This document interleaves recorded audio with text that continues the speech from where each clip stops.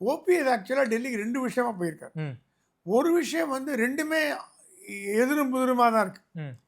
ஒன்று வந்து ஓபிஎஸ் போனது வந்து அமித்ஷாவை பார்த்து என்டிஏல எப்படி எடுத்துக்காங்க, என்னோட அரசியல் வந்து எதிர்காலம் கேள்விக்குறியாக போச்சு, இவ்வளோ வருஷம் அம்மாவோட ஆட்சி பண்ணேன், அம்மாவோட நல்ல மதிப்பை பெற்றேன், இப்போ அரசியல் அனாதியாகி போயிட்டேன், யாருமே இல்லை அப்படின்ற ஒரு ஒரு குறையை சொல்கிறதுக்கும் தீர்வு கேட்கறதுக்கு போனார்.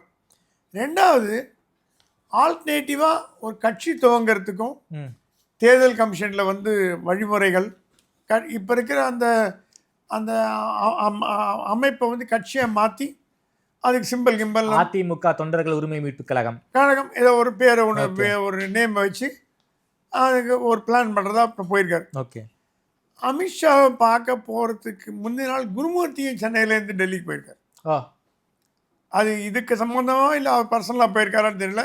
ஆனால் என்ன சொல்லப்படுகிறது என்றால் ஓபிஎஸ்ஸை பார்க்குறதுக்கு முன்னாடி அமித்ஷாவை குருமூர்த்தி பார்த்துருக்காரு, மீட் பண்ணியிருக்காரு. ஏன்னா தமிழ்நாட்டில் நடக்கும் எந்த பாஜக அரசியல் நகர்வுகளும் குருமூர்த்தியின் நாலேஜ் இல்லாமல் நடக்காதுன்னு எல்லாருக்கும் தெரியும். அவர் கட்சியில் எந்த பொறுப்பும் கிடையாது.